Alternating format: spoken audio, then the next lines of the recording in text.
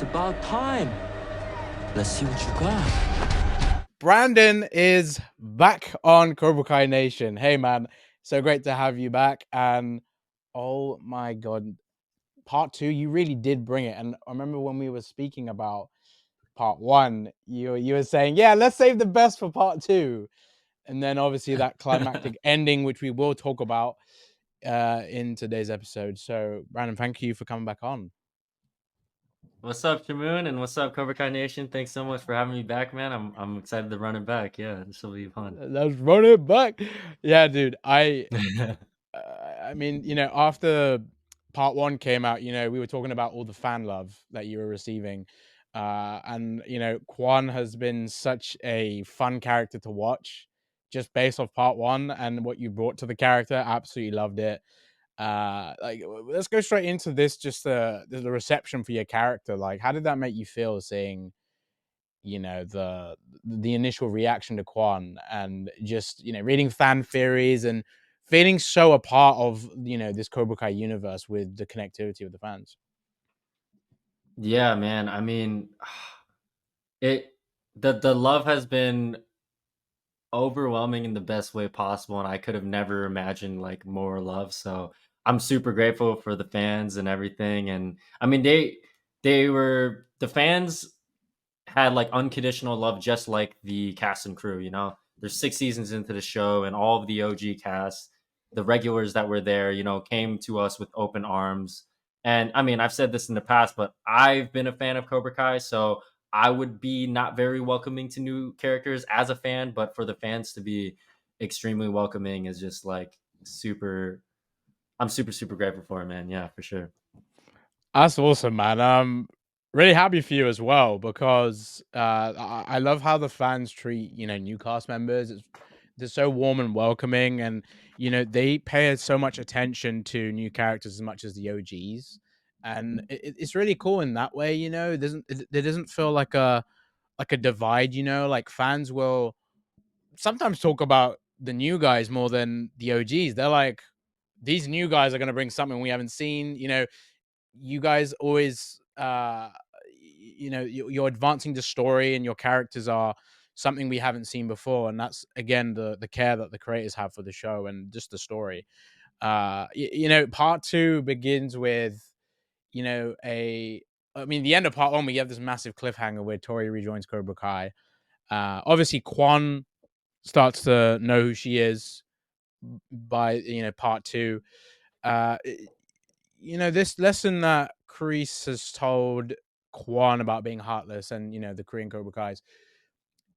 Do you think he's already, going into part 2 and just the Sekai Taikai, do you think he's really taking this lesson to heart? I don't mean to pun that, but like he's taking it in the correct way from Kreese's perspective?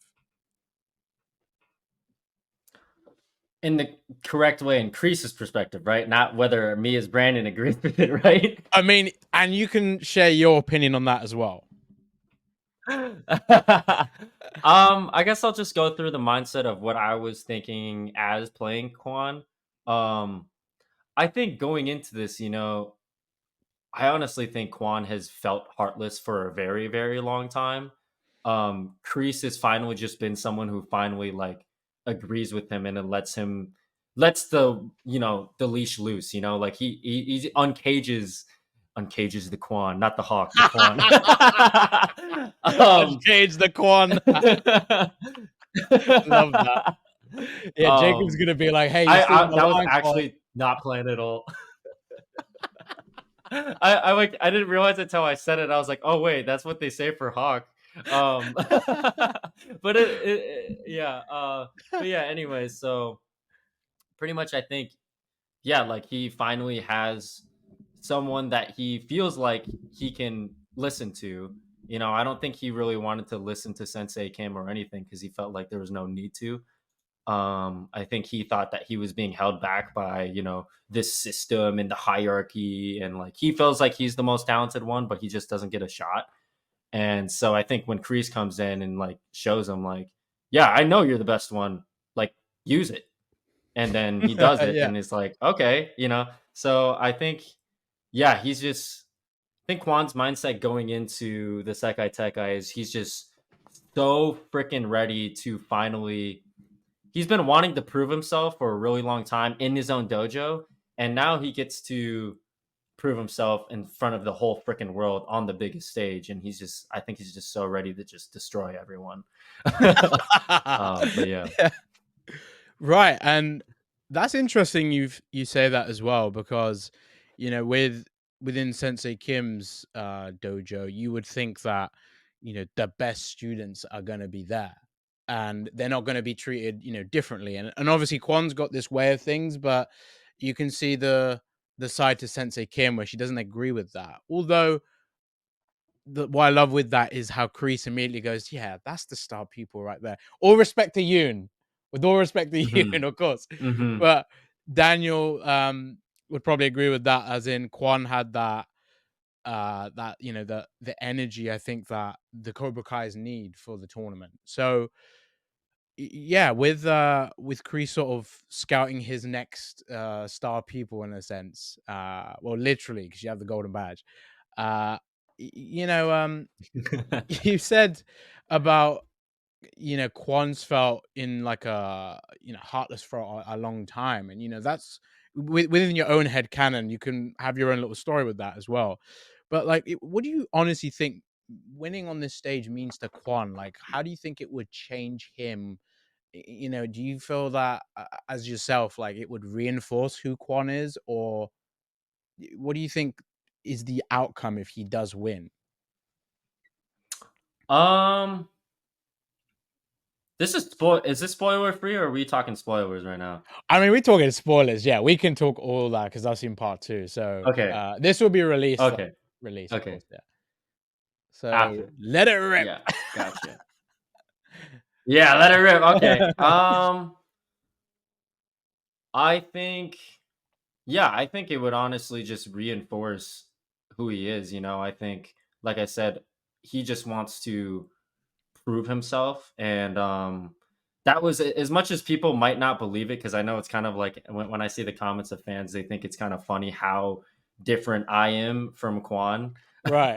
Like sometimes people don't even recognize me, but that is a feeling that I really do resonate with, which is especially at the time when I was shooting this, proving myself, because this was my very first acting role. I've said this in the past, but I quit stunts probably about close to 3 years before booking Cobra Kai. So it was literally like 3 years of like, not working and just feeling like the industry's not giving me a shot. And like, I feel like I was getting so close.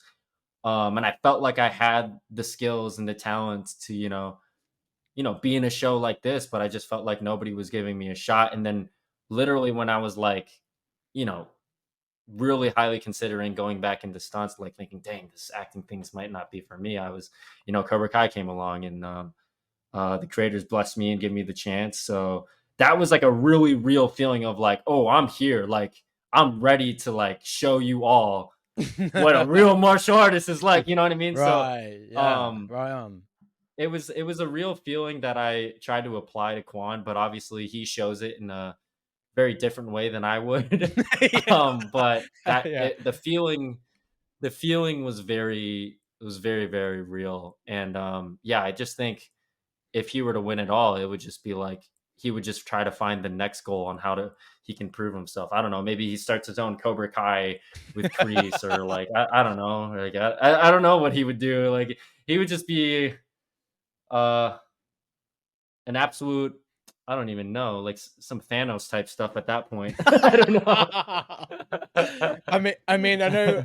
Quan's young in the show, but if he did win the tournament, I'd be worried if he has kids. Because you imagine like Quan's kids running around just being these little badasses that eventually take over the world. It really is like a dark universe. It's Quan's Yeah. world, and we're living in it. But Oh yeah, man. that's actually very interesting. You said about like the resonating with the proving himself, um that aspect of Quan, because I remember Gianni said like before even Cobra Kai came, like he felt like quitting acting, I think. And similar Hmm. thing, Cobra Kai came calling. It was like you know, like a redemption, or in the sense of, yeah, like this is your shot and you get to own it, and you did with Quan. So I want to say congrats, and I'm very glad you didn't give up on that. And Oh, thank you, it's, man. I really yeah, appreciate that. Thank you. yeah, man, yeah. And obviously in this climate with the industry as well, you know, the strikes and COVID, it really did affect people's like mentality and opportunities, and just Mhm. trying to push for more in this aspect, right? So I mean, it's been a long time coming for you, and I'm glad that you got this. And you know, and you know, speaking of martial arts, I mean, god damn, did you bring on that game, bro? I mean, holy yeah, yeah, like, you know, I was talking to Don and Ken, I think, Mhm. before actually I saw part two. So we'll definitely speak to them about that again. But you know, just they were just saying, you know, so much praise to you and the new guys coming in, and you know, like we obviously see a lot of Robbie and Kwon in part two, which fans are gonna absolutely Mhm. love. I had so much fun with that, and you know, you and Tanner got to work a lot together with, you know, the fight scenes and like the interaction. So that must have been a Mhm. lot of fun. And I know Don was saying you brought out like a competitive spirit within that, you know, really pushing Tanner and just like the other actors, because they, you know, as soon as they bring in you guys, it's like, look, we got these guys that are proving themselves in the real world of martial arts. You know, Mhm. you're gonna emulate them and sort of have that energy. So, you know, how much fun was that? And sort of, yeah, working with someone like Tanner who really takes a lot of pride in, you know, the choreo, the martial arts, and Mhm. you adding your experience and working together with him on those scenes. Man, I don't even know where to start. That was it all felt like a dream, and like, you know, being a huge fan of the show, I still every time I see them, anyone from the cast, I just fanboy so hard because it's just like, you know, I've been watching these guys for years, so it's like surreal for me that I can call them friends now, that I can, you know, text them or call them at any time, and they're always, you know, an open ear and vice versa.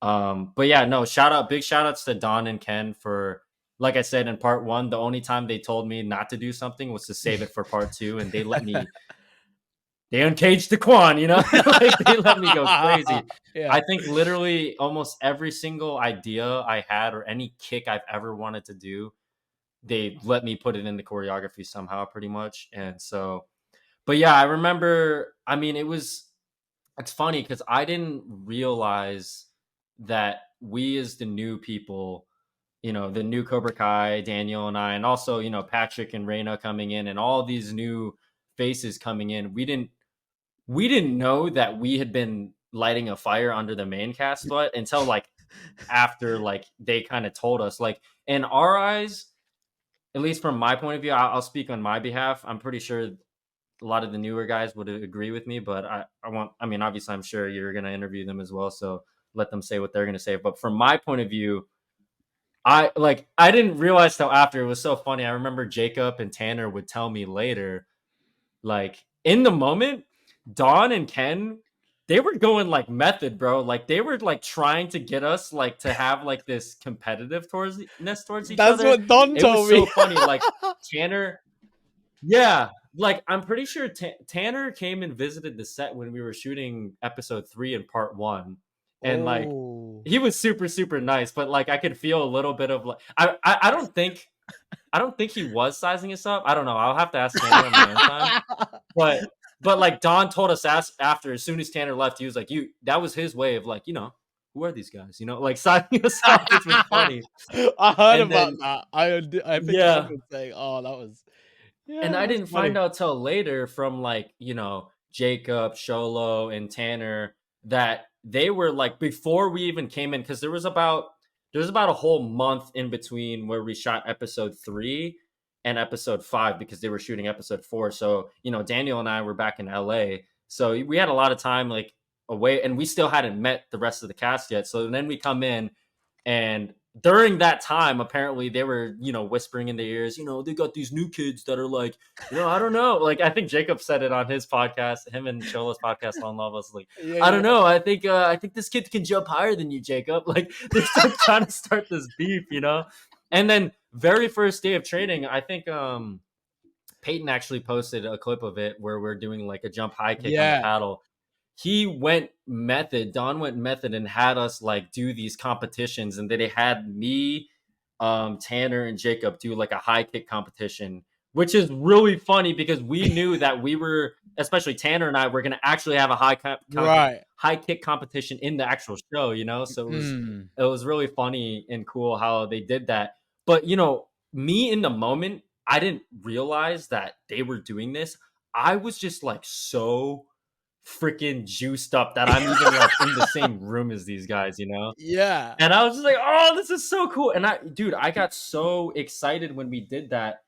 The first 2 days of training, I was like, and I think I trained my butt off before we even trained with them because I wanted to be like sharp and I pushed my Mm. body too hard. I think I actually like that day we did that, I pinched a nerve in my back Oh. and my back was jacked up all of episode 6, all of that Oh, fight where Cobra damn. Kai faces Miyagi-Do for the first time. It was jacked up, but yeah, Damn. thankfully there was like a week where I got to go back to LA and I got to like, go to my chiropractor and they fixed me up and I came back good, but yeah, it was pretty crazy because Oh. they got me so excited that I've been injury free for a very long time, but that was like the first time I'd been injured in a while. But Oh my God. Ken always says this, and this is actually a saying that I always agree with, is that film lives forever. You guys as the fans don't know or care, or should you care whether we're injured or not while we're filming. You guys don't see that, so it doesn't matter. Film, it's on there, it's on the screen forever. So we got to bring our A game no matter what. And I just remember just stretching all the time, taking painkillers, putting on icy hot, and just like riding on the adrenaline. It's just like, let's just freaking go. It's going to war. But yeah, Yeah. no, like with working with Tanner, Tanner specifically. Sorry, I was answering very long, but I completely forgot that I didn't answer this part of your question. No, you're good. We both felt like the moment we started flowing the choreography with each other, it felt like a glove like fitted for someone perfectly. It was just like we were both like, dude, what the heck? Like it's so fun fighting you because I've as a former stunt double, I've fought a lot of actors in the past, and a lot of times you have to adjust to their timing and stuff and do your best to make them look good. But Tanner's been doing this for 6 seasons now. He's a freaking veteran at this. So we were Mm. just he fought like a stunt double pretty much. He flowed so nice, and we were both like collaborating on how with Don and Ken on how we can add more character to the choreography. We found that little bit in episode 6. I haven't seen it at this point, but I'm pretty sure they kept it in, like where Quan just like is walking towards Robbie and he Yeah. just like tries to make him flinch and he's like, oh shoot. Like we found those moments in the choreography to like, really, it was just it all came down to the chemistry, and it was just Mm. it was so awesome, man. To work with Tanner, for sure. With all of them, but yeah, with Tanner specifically, we got to have a lot of one-on-one time on the mat together, which was it Mm. was so much fun. He was one of my favorite characters in the show too, coming into it. So I was like, oh, Living the and dream. I Yeah. get to fight him. Yeah, That's awesome, yeah, man. What a full circle. yeah. I think Mhm, like what you were saying as well about the chemistry and like the flow, like specifically that episode 6 fight when it's a Cobra Kai, Miyagi-Do, Iron Dragons, and the other fourth dojo in that first contest. mhm. Yeah, when you and Robbie are like lining up, and Miguel's like, "You good, Robbie?" And then I'm like, "Oh, this is our first time we're seeing them fully fight." And yeah, like the camera work and the way like you and Tanner throwing hits, and I love how you just sort of your first move isn't like a little thing; it's like free hit kick. It's almost like a freaking Tekken or Street Fighter move, dude. That was so nice. And then like just seeing how you guys switch on that, and then obviously Robbie gets distracted looking at Tori, and then Mhm, like Kwon basically, he handles business, and then Cobra Kai mhm, win. mhm. I think you must have felt like I'm beating the guy that's like my favorite character watching it. It must have felt weird in that way as well. Like you went from the journey of being a Dude, yeah, for fan sure. to in the show beating the Yeah, character that you watch. Like that must have felt really weird. Um, yeah. It But was like, crazy, man. Dude, one little small story. Oh, sorry. no, go ahead. It's I not just delay wanted to mine. add to that. Like, uh, I just remembered that bit where like Robbie tries to kick Quan and Quan like kicks his legs. I remember when we were doing that choreography. This dude's a psycho, man. He was like, kick me harder, kick me hard. Like I was like kicking him good, man. Like I was like kicking him like I would kick a stunt guy, and he just Mm. kept telling me to kick him harder, and like that's what I knew we were gonna have so much fun with our rivalry. Was I was like we were both like the day after we came to set, we saw each other like, yo, you sore? Yeah, I'm really sore. You got any bruises? Yeah, right here, right here, right here, right here, right here. We were just like purple everywhere, man. And I was like, Damn. dude, this dude's like he's dedicated to his craft, man. Like he's not just an actor, bro. He's a full on like performer, man. He's dedicated to his craft. But yeah, that just sorry, I felt like I wanted to say that to give props to No, Tanner. I I just appreciate you that came to saying that. mind. Yeah. Yeah, I think that I love hearing those kind of tidbits about filming because, like, you were saying about the injury side as well, but that's the thing. Like, I think it's so important fans know that because it just reinforces like the scenes. I think, like, yeah, if you had a back injury and then you recovered and went back to filming and you filmed that scene again, people wouldn't have known that. But if they went, shit, he had an injury at this point, like that's insane. Like they just kept that going and stuff. And it's like, it's like extra dedication that, people don't see. And yeah, like you said, it's not their business to know all this stuff, but I think it does add to the overall value of like that scene. For me, like Mm, understanding what you're putting yourself through with martial arts, and then there's the acting side and just the training. And I don't imagine the beats, the choreo is so much to do and such little time as well, as Don and Ken always say, like you guys don't have mhm, so much time to do all of that. So it's a lot of adapting and getting to it. Um, but mhm. yeah, like, speaking of the high kick challenge, I love that little behind the scenes video. And that was a really fun little scene because we saw that after part one dropped, Netflix dropped that little video and we see you specifically doing the move. And I was thinking, oh, there's Mhm. got to be some sort of thing Kwon like challenges the Miyagi-Do to, because you can see them like standing there with all the other Sekai Taikai like dojo competitors and stuff. But yeah, Uh-huh. like um run me through that. Doing that little high kick challenge. That was fun and I like how spontaneous it was. But Yeah. was that quite a process? Because I can't imagine, like, I know you said you wanted to get sharp and ready for filming, but like, that's one of those moves. I feel like you could easily pull something like, so like just prepping yourself for those moments and just filming that scene. What was that like? Oh man, that was a ton of fun. I think that scene in particular was when I think I gained full confidence over the character of Quan. Like I'd been gaining my confidence at that point, but especially now sharing the screen with these people that I look up to so much, there was a lot of nerves going into it. And I remember as we were shooting it, shout out Joel, our director for that episode. He's absolutely amazing. I remember we did a couple takes, and then I was thinking in my head, I was just like, I want to do something crazy. Like I want to do something that's not scripted. I just want to, I don't know. I want to just Unleash the Quan's just Quan. telling me he needs to. Yeah, yeah. Like it felt like he was in my heart telling me to do something crazy, And then the moment I had that idea, Joel came up to me and he was like, "Hey, feel free to use the crowd. Like, go crazy." It was like he read my mind. It was insane. And that's when again, I haven't seen it yet, so I don't know if they kept Is it that when in. you start like chanting But when USA, we, USA, and like you start? yep, Is that yep, improv? Oh, when we started I chanting, love yeah. that. I love it. So I think the line was already scripted where it was like, like they were already chanting Vlad before or Mm, something, one of the other competitors. And then it was scripted that like, Quan saying, "Oh, isn't USA the best at everything or whatever?" yeah. And then that's when I like it came like, there was some time where they're like considering whether they want to, join in on this contest. So I was like, I felt like the space needs to be filled. Like I gotta edge them on, you know. So I started chanting that, and then yeah, and then that's what was beautiful was then at the end of that scene, because they chanted Vlad in the beginning, I started making them chant Quan.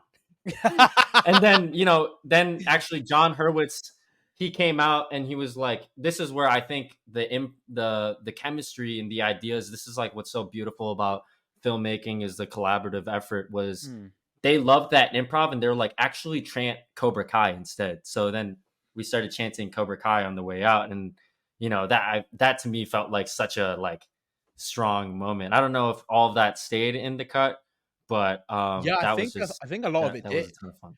Yeah. Because it came out really nicely, and obviously the Miyagi-Do is like, obviously, Robbie hands over the keys to Quan. Uh, Uh-huh. but yeah, like that was fun, but I was kind of like, when I was watching that, I was like, I have so much respect for Robbie, but Quan is obviously gonna win this. So I was like, don't give your rums out. It's like the worst thing, especially in a world tournament, like doing these little petty things. Like Robbie has to let go of that. But I know that had a lot to Mhm. do with Tori, and obviously Quan really Yeah. getting into Robbie's head, showing no mercy, being heartless, Yeah. really taking that lesson so seriously, right? And and Mhm. speaking of Tori, I mean, obviously initially that moment you guys had with all the captains getting the photos, you say a Yeah. line which really made me laugh. It's like, I think you say it in Korean. It was the line that was "Captain my ass." Is when Tori walks off. Yeah. Is that improv songs?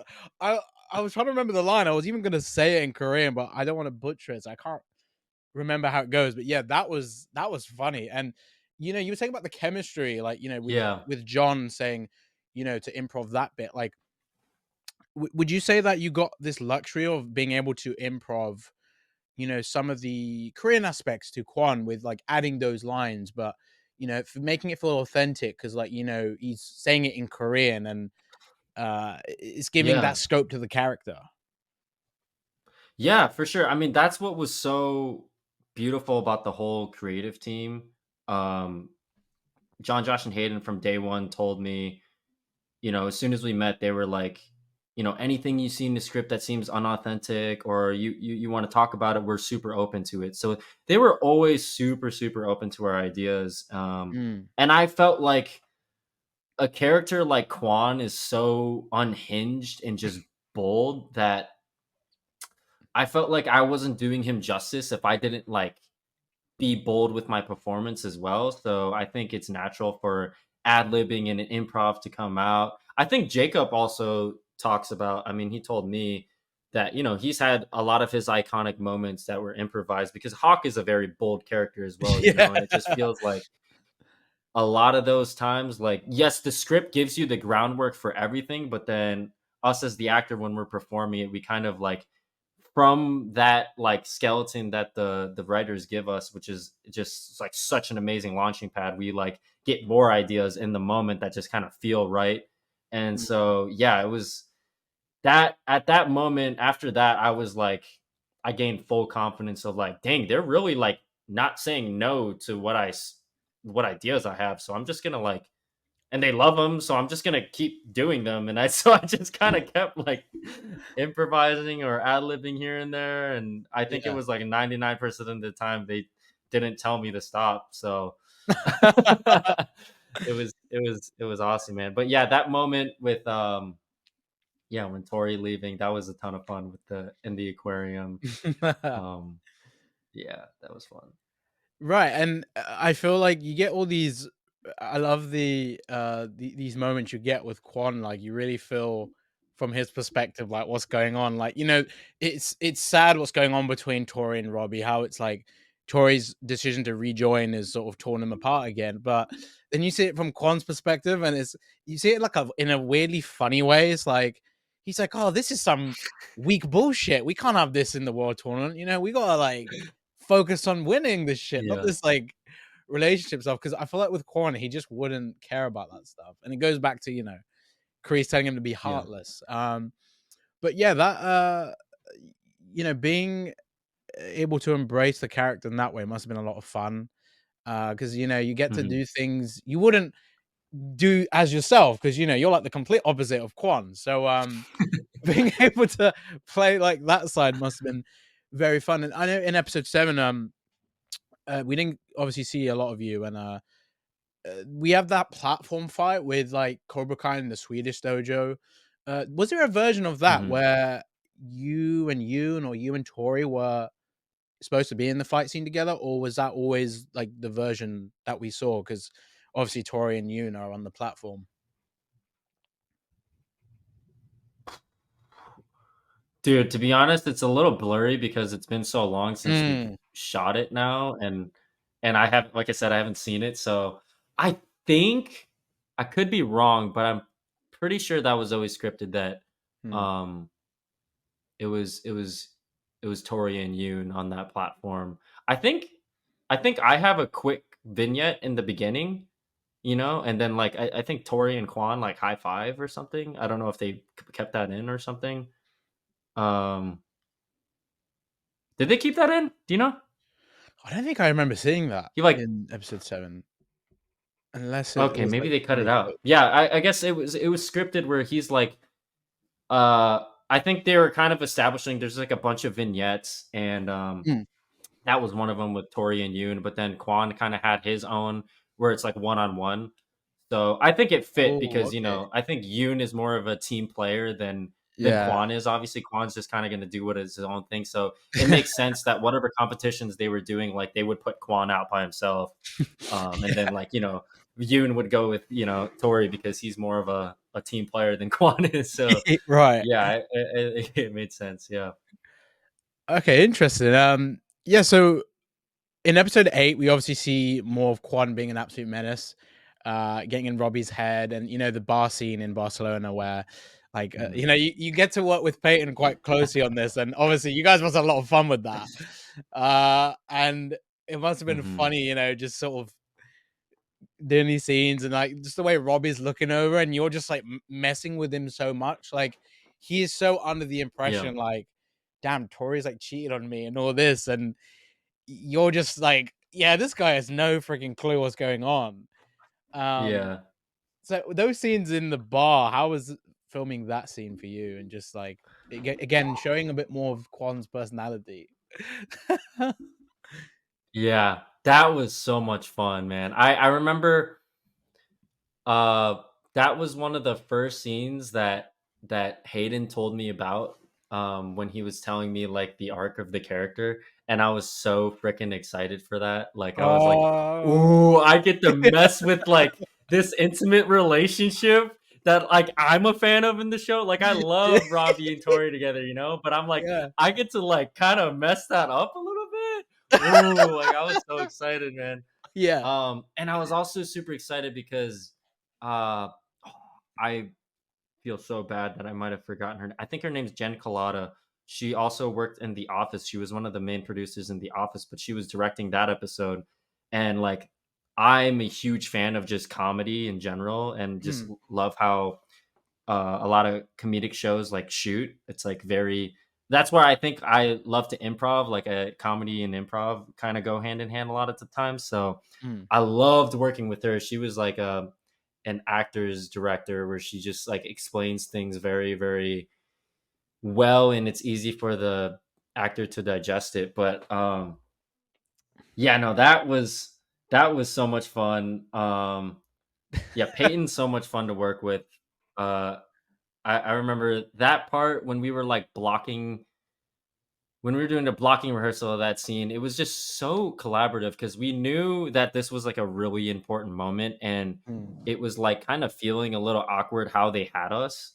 Right. And so it was really nice to bounce back and forth with Jen and Peyton how we were wanted to go about that because I remember Peyton and I felt like it was a little weird that she was allowing Quan to have that arm around her for that long, but then we made it we just I can't remember exactly how, but we came to the conclusion together on how to justify that, but it was just yeah, I was just like a kid in a candy store being able to work with both those two of just how amazing they are and anytime I got to share a scene with Tanner was always just a blast, and that was like one of our favorites because I remember Tanner was super excited that he got to act fake drunk, and so when he gets up in my face, like I could He's even like, see it. He was just like this. He's like serious, but he's got like the smallest little spins, yeah, and he's in my yeah, face. That was a ton of fun. Oh, I remember a little fun little story where like I think Quan like finishes his drink after he like has this confrontation with Robbie, and it yeah. was so funny because I think there was like this lime on my drink or something, but it kept like as I was finishing it, like it kept like hitting my face or like falling out of the cup. Mm. And like Quan's supposed to look like badass in this moment, so it just kept like hitting my face, and I was like, "Oh, it's so hard for me to like act badass right now." Like it was that was like a Yeah. I never like fake drank on a show or like worked with props like that. So Mm. it was like interesting. It was a learning curve for me. I was like, "Oh, this lime keeps hitting me in my face. Like, how do I make it so it doesn't do that?" Like, dang it. It's the simple stuff like that. But no, that whole scene was so much fun, and I was so excited to shoot that the moment I heard about that scene to just be able to wreak havoc between their relationship. Yeah. I mean, it must have been, yeah, it must have been very fun. Like, I can imagine the lime like constantly hit your face. Like, that must have been so hard to not break character. And then seeing like Tanner fake drunk. I mean, I'd be cracking up. Yeah. That Yeah. that moment we see, like, yeah, again, very important for the stakes in the tournament and just showing more of what Quan's about, and really just showing like how he feels like he's do you feel that Quan is gaining the upper hand the more he sort of messes with Robbie? Like, it's in his control when he's doing these things. Like, he feels a sense of power that when he does face Robbie every time in the next, rounds or so, or whenever they draw Miyagi-Do, he's like, "Oh, I got this guy. I've got his girl. I've got it in his head." Like, he's trying to get this, like, it's almost like he's playing chess with Robbie, and Robbie's kind of like unaware of it.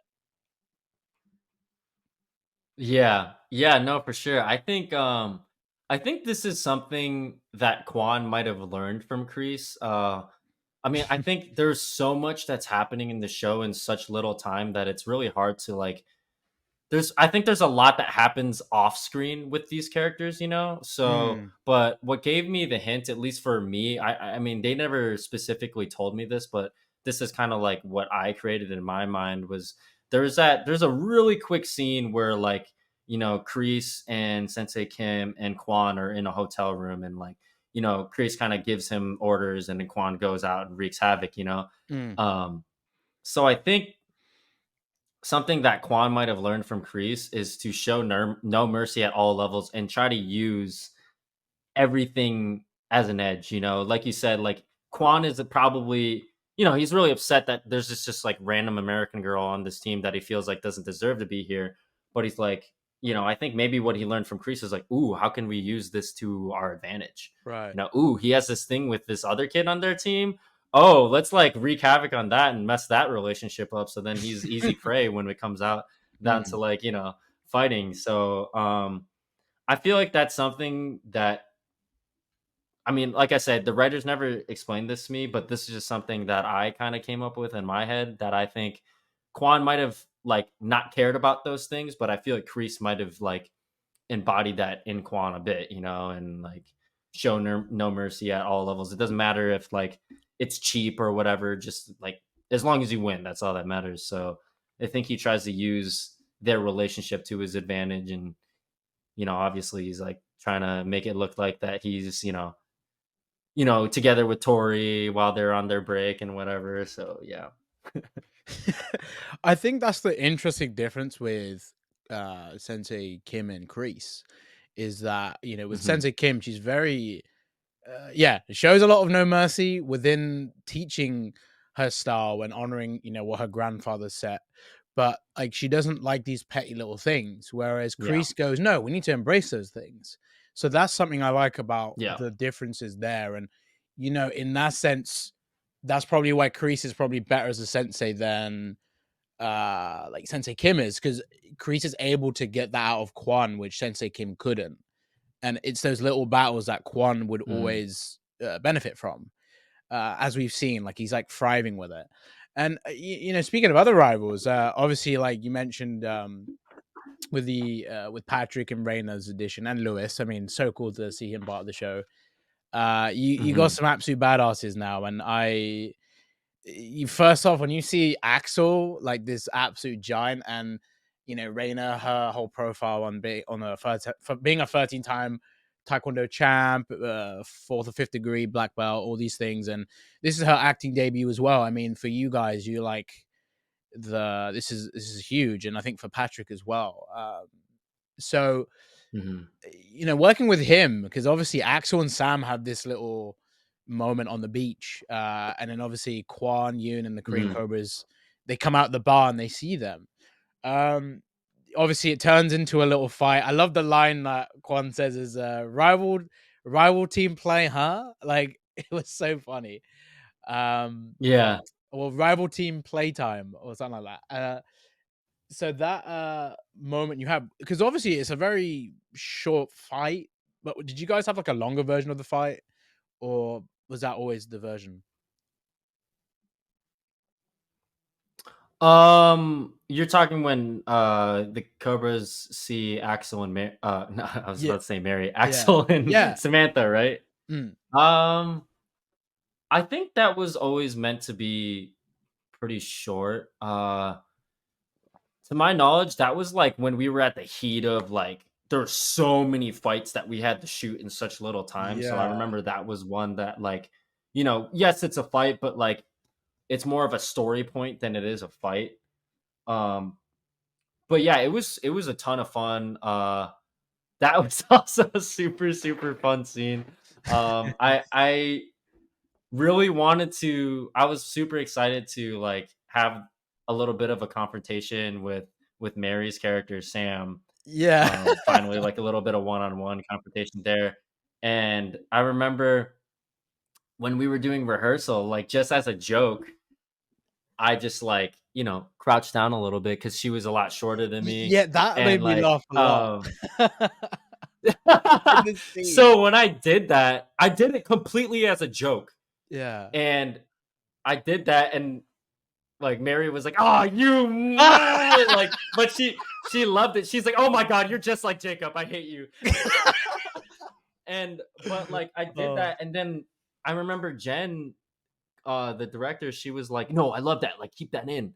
And so I was like, "Oh, Mary, I'm sorry. I gotta keep doing this now because they told me." But she loved it too. Mary loved it too because she felt like it felt right in that moment. And Mm, honestly, too, I was like the shoes I was wearing were a little bit like high, and on top of right. that, I think we had a little bit of an upward slant, so like the height difference was even bigger than it usually is. And I remember she was like, when Mary was like, "Ooh, I kind of kicked Cowie, who was the other, I think he plays Minsuk, was his character name. He's the other Cobra that's in there." And Yeah.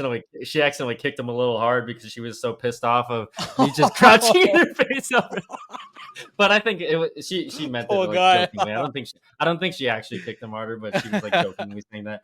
And Yeah. then I just remember it was so cool working with Patrick there because I think, like you said, like like having Patrick and Reina and Daniel, all four of us were like, new characters going into this show. And Mm, so all four of us kind of like, we were really related to each other because we knew this was how big of a shot we had on this. And so we kind of like, talked with each other a lot and just were going through this like roller coaster together. And so that was fun because I remember we felt like the ending of that scene kind of didn't feel natural. And then we kind of had this like, we kind of sized each other up in that moment.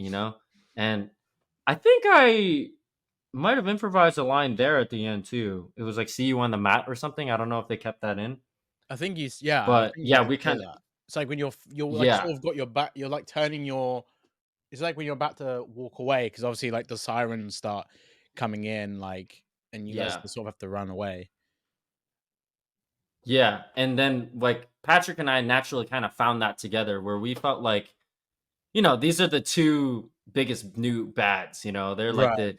the I think people would agree that the two like strongest new characters on this show. So like them kind of sizing each other up, and I think Quan having a chip on his shoulder that he like took him down so easily. Axel took Quan down so easily. I think Mm. Quan's mindset is like, you got freaking lucky. Like I just didn't see that coming, but like I can whip you. You know what I mean? So that's why I think Yeah. that kind of came out of like, I'll see you on the mat. Like next time, it's not going to be so easy. Like I'm not going to let Mm. my guard down. Um, but yeah, that was a really fun scene to shoot as well. Yeah. Right, and yeah, you really feel the tension in that scene. But yeah, going back to the Mary thing, it's just the way you go, like, because yeah, you like crouch to her level, and then you say please, and then it's that smile that you give to Mary. Like, I'd be very surprised if Mary didn't break character in that moment because that was funny, bro. I was like, dude, yeah, this is like that young chosen. Mhm. It's like the smile and the way he like looked to Kumiko when he throws the shirt and he goes and he does that little smile. Like you had that moment with Mhm. Sam or with Mary, so Uh-huh. that was a great little like detail, just a little acting Mhm. nod. But yeah, this Axel and Kwon rivalry, I mean, like you said, the two big bads of the show.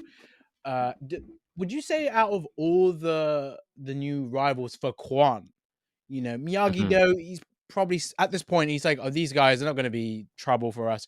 Obviously, the Iron Dragons look Mhm. like the main issue for Cobra Kai, as the way they established that in episode 6. So, Mhm. at this point, would you say Quan sees him as the biggest threat to Quan winning the Sekai Taikai?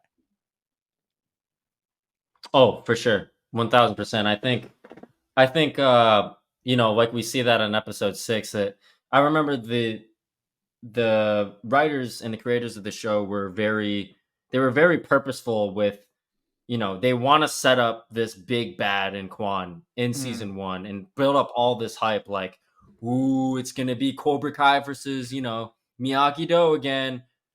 But then we find out very quickly that, oh, this is not just the valley anymore. This is, the biggest tournament in the world. So that was very, very planned from how they did that. And I think Quan thinks that Miyagi-Do is going to be a piece of cake, especially from the fight in episode 6, how easily he takes them down, and so for this new guy, I think Quan kind of has the same like shock factor that I think the audience has when they watch that. It's like, oh, there's other people, not Right. just Miyagi-Do and Cobra Kai. Like there's other people, So I think he sees that and he's like, okay, all right, I'm still gonna kick all your asses, but like, all right, I guess I can't let my guard down. Like you guys have more bite than I thought. This might not be as easy as I thought. So I think yeah, definitely he has Axel at the top of his list of like, Who I'm killing next. when I see you in the ring, I'm gonna freaking yeah yeah. I think I really like the way they introduced Quan in part 1 and Yoon, and Mhm.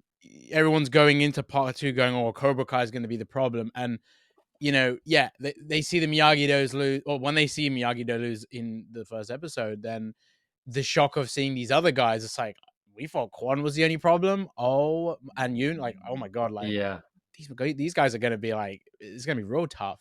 Um, yeah. Episode 9, right? This is where Tanner was saying this is his favorite episode for the Mhm, fights. I think it's mhm, episode, because I think he mentioned that like a comic on a few months ago, episode 6, 9, and 10, and I can definitely mhm. see why he chose those. Because obviously you and him worked a lot on those fights, and it's also, yeah, like Mhm. the just to refresh, but I'm sure you remember the point when Cobra Kai Miyagi-Do, the elimination fight. Obviously, this determines who goes through.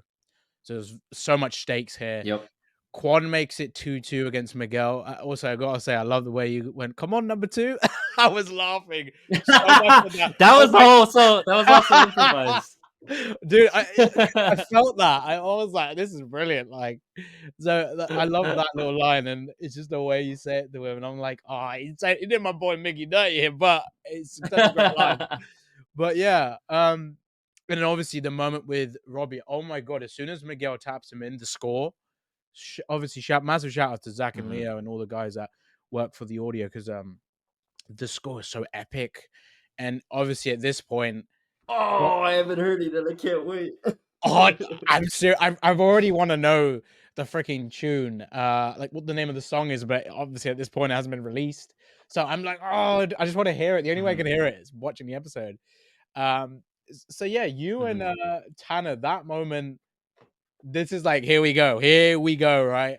Like Quan's probably been waiting for Robbie to do why he's the captain. Like, come on, show us what you got. And that line again, let's see what you got. I absolutely love it. Like, so glad they used that in the trailer, dude. It's such a great thing. And yeah, I mean, I'm sure this is probably the most out of the individual fights. This was probably would you say the most extensive training that you had for it? Because obviously you guys are doing so much in this fight. Yeah. Yeah, no, for sure. That was like the one time where we had multiple days to actually rehearse and learn those fights. That was the big one that we even trained on a couple weekends, I think, for that one. Yeah, that was I don't even know where to start with that. That was just so much fun. And I've wanted to I remember at that point I wanted some one-on-one with Sholo Miguel like so badly at that point, and we finally got to fight a little bit in there, which was it was so much fun, man. He's so good. Like I've he heard flows Sholo's so nice. very good at like picking up choreo so quickly. Yes. Which is like really cool. Yeah. I remember when we actually we were so busy that we only like got to rehearse the fight with each other like once before we Wow. actually shot. Damn. But that was like the one fight I didn't because we were both like so busy with shooting in opposite schedules that like we had to rehearse with our doubles. But again, it was like as soon as we ran that choreo together, it just felt like so natural. Yeah, you could And see yeah, it. I just felt like and I wanted to when I saw it in the script of like, Miguel's pissed when Quan kicks Samantha. I just wanted to like edge him on and piss him off even more right before we fight. So that's why that kind of came out. And like we had this like super badass walk where we both walk out just eyeing each other down. And it's like, ooh, we wanted to see these two go at it for a while, And so I was like, I think knowing Quan and what he's been doing to try to get this mental edge, I think he found out that Miguel was supposed to wanting to be the captain as well. So that's why I was just like, come on, let's go number 2. And I remember Sholo had no clue I was gonna say that, and he gave this like super genuine like laugh, but okay, you mother, okay, like like so we had this like real like. All right, let's go. I see Let's you. go. Like, Okay, newcomer. it was so good. Yeah. Oh, that's funny. And then I remember after we did that, and then he tags in Robbie, and Robbie does this check on Quan's leg when he kicks him, and he checks it with his leg. Tanner got so hyped from watching us fight that he just the first time he came in, he straight up just like ran with his knee forward, just boom, and we both like. As soon as they called cut, looked at each other and went, "Ooh, that hurt. We shouldn't do that." So we just went shin on shin, like just no padding, just full power. And yeah, no, but that whole bit with Tanner, that whole fight, that was just man. We were both having so much fun just training for that. And fucking round of applause, dude. Crazy. Thank you, man. Thank you. But what's a crazy story is that final kick he does on Quan. Again, spoiler warning, anyone listening, you have to watch this before you hear what I'm about to say. Final kick wasn't supposed to be that originally. It was originally scripted where Robbie was going to jump off of Hawk, and he was going to jump in the air and kick Quan. And we really wanted that ending, and we found out I think about a day before that they changed it.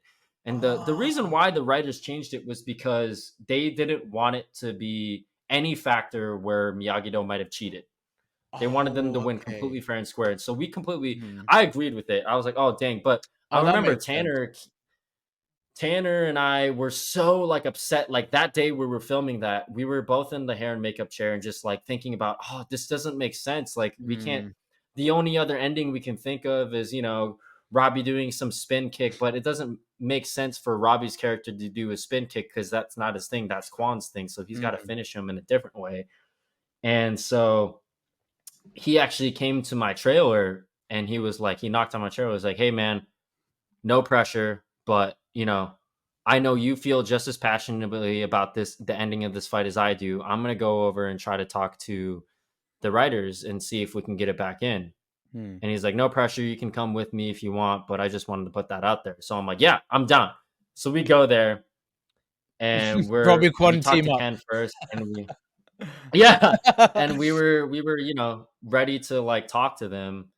We talked to Ken first, and Ken's like, okay, let us like talk to them about it. So Ken goes and talks to them. He comes back to us and he's like, yeah, unfortunately they're not gonna go back to that. And we were like, dang. But Mm. then with Don was like, okay, how about we do a tribute to Bloodsport? Just keep it simple, just a clean flying sidekick, And I was like, yeah, that's cool. Like, I love that. But I was like, originally, he was just gonna hit me in the chest and then knock him out. And I was like, that's not what I loved about what they had in the script was he knocks him out like cold, And I was like, Oh, hey, it's a Don. knockout. Oh, Yeah. So I was like, hey, Don, what if Oh. I jump in the air, try to do the same kick at the same time, and he kicks me in the freaking face and knocks me out? And Don's like, can you do that? And I was like, yeah. And then as soon as I said that, I was like, oh God, I better not mess this up. Yeah. And so then we did a master pass where we did the whole fight all the way through with the actors. And we didn't tell anyone. We didn't rehearse it at all. Like Tanner and I kind of rehearsed it a little bit, like, okay, we're just gonna go right here, right? But nobody knew what we were gonna do. So we did the whole pass, That must and have at been the end we do it, humping, and man.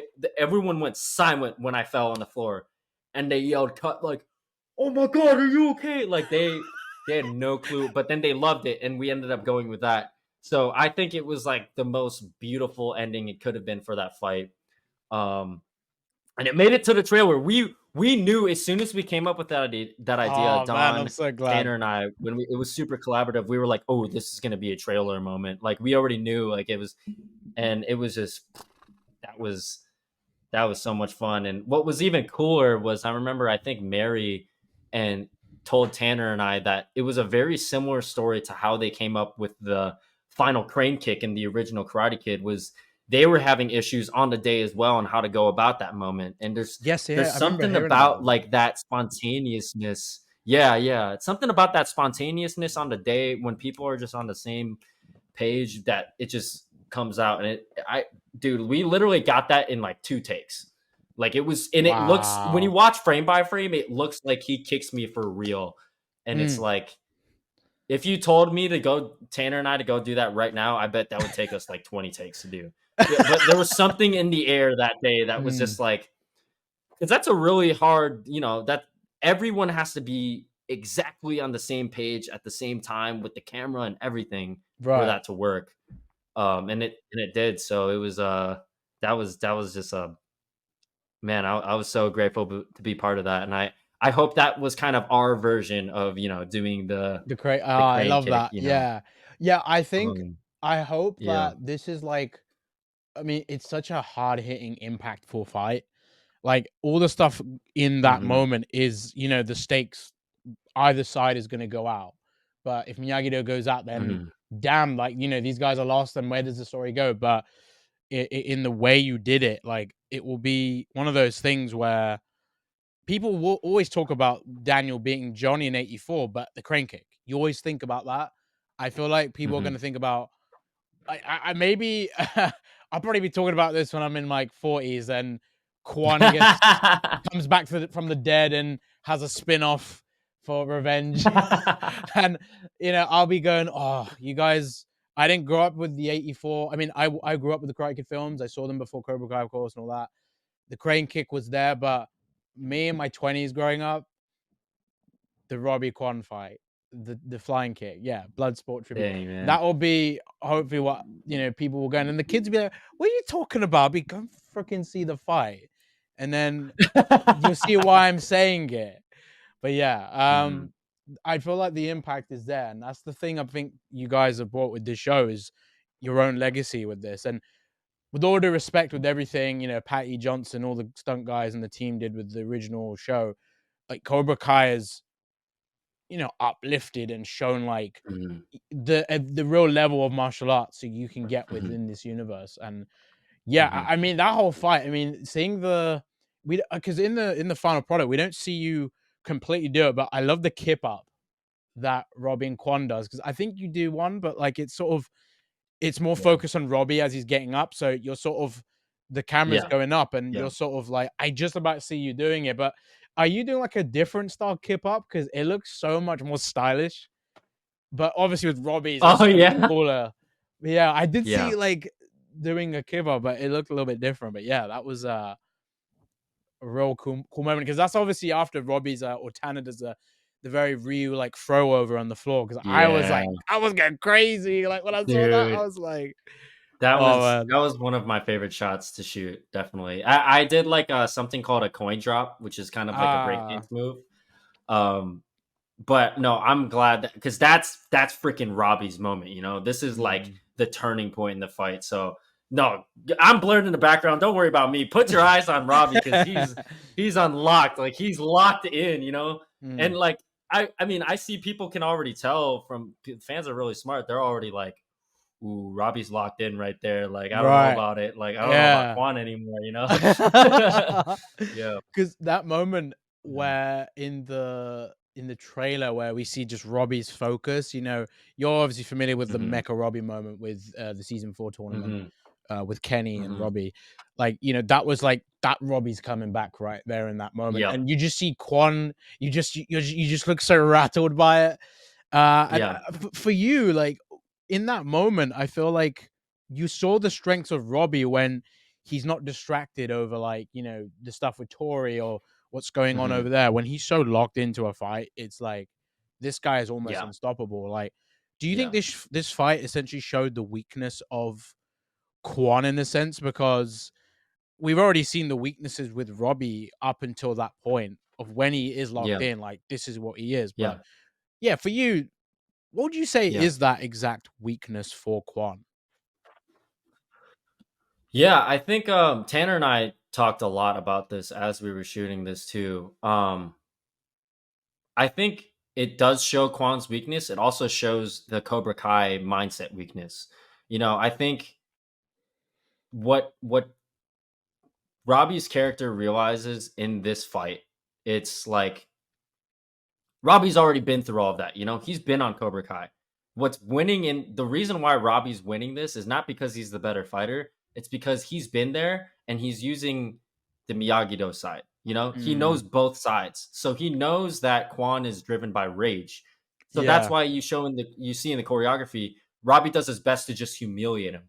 He grabs him by the freaking hair. He tosses him over. Like he's doing things to piss him off. And it's really smart because that it's just an ongoing effect of like Quan knows he's the better fighter. He whooped him in episode 6 easily. He beat him in a high kick contest. Like he's like, why am I getting tossed around by this freaking guy? Like it makes no sense. And Robbie is using that to his advantage. And Robbie kind of is in a mindset of like, I am who you used to be. I am who Kreese want you. You are who Kreese wanted me to be. So like I know how to use this against you. And I'm like, I think this is when Robbie like matures and like he really uses his experience to his full advantage that only Robbie can do. He knows both ends. Quan only knows this Cobra Kai side.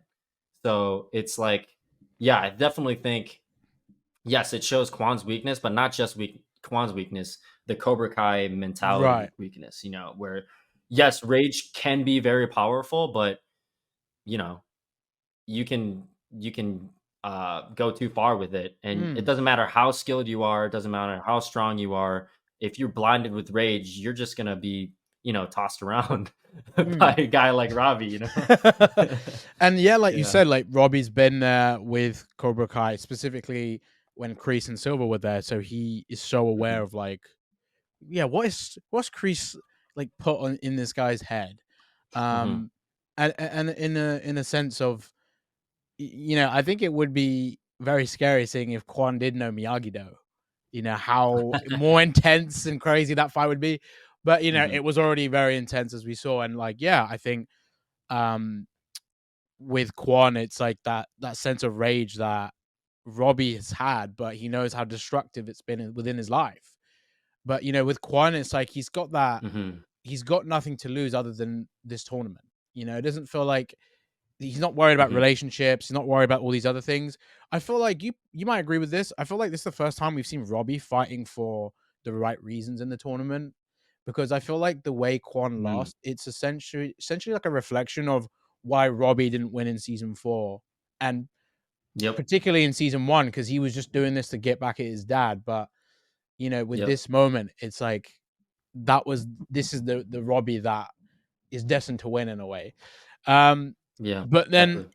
episode 10, wow, this is definitely the culmination of just absolute craziness. Obviously, Cobra Kai lose the fight. Kreese, says the fight isn't over until I say it's over, and he's got Ung Jung Do, of course, very symbolic. Kwon obviously has this moment with Tori and Robbie, and you see this difference and switch with how Mhm. Kwon is so frustrated. Robbie's so calm and collected, and obviously Tori's like, Mhm. we've lost. That's it. And she can't celebrate with the guys because Mhm. obviously different teams now. And then obviously this whole Mhm. spin with the Russian dojo, with the doping, kind of ironic because that has happened in real life, the Olympics. And so that was interesting. And then, dude, this fight with Diego, shout out to Justin Ortiz who played Diego, Yep. the Spanish captain. I mean, Mhm. it goes back to what Quan said. I'm just gonna say this: go straight for head. No head, no fight. Yeah. Freaking Yeah. like, was that a double spin kick to the, like a spinning hook kick to the head? Like, what? Explain how you went about that, and also like, you knocked him out cold, bro. He was like a freaking like mannequin after that. Like, that was some real damage you did to him, bro. Yeah. That was fun, man. Yeah, shout out Justin, man. Justin's an absolute beast. And Hmm.